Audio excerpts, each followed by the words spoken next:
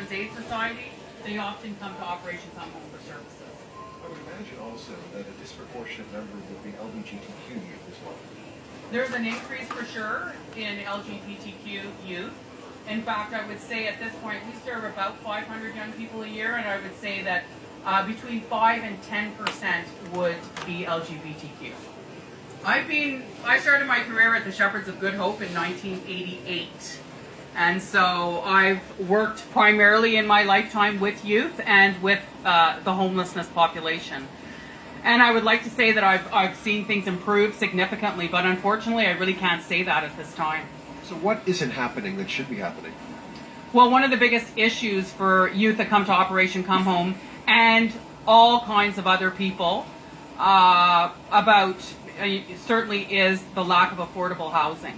And I think I heard something on CBC this morning about 140,000 families or people in the city of Ottawa are spending more on housing than they should be.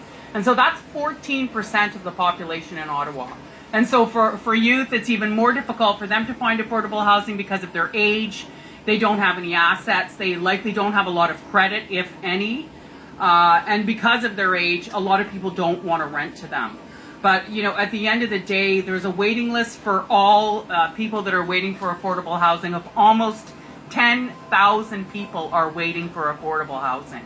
And a lot of those would be young people.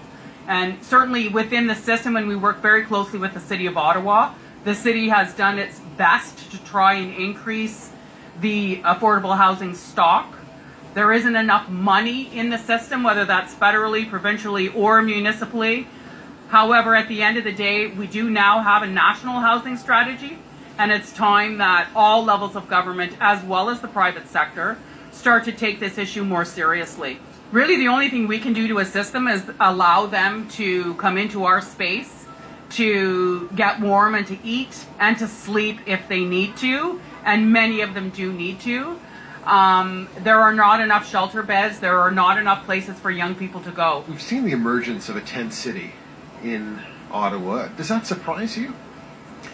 No, it doesn't surprise me at all. I think that it's really unfortunate that those people, after losing their housing as a result of a tragedy, have no other alternative. They don't want to stay in the shelter system. That is, in fact, their choice. However, for them to think that they're going to have to try and survive outside in this kind of weather for an undetermined amount of time, I think for a city like Ottawa, a country like Canada, this kind of thing shouldn't be happening. My guess is that this kind of tent city will start to increase, and there'll be numerous tent cities, not only across the city of Ottawa, but across the country, until the affordable housing issue is addressed. Elspeth MacKay, thanks so much for joining us.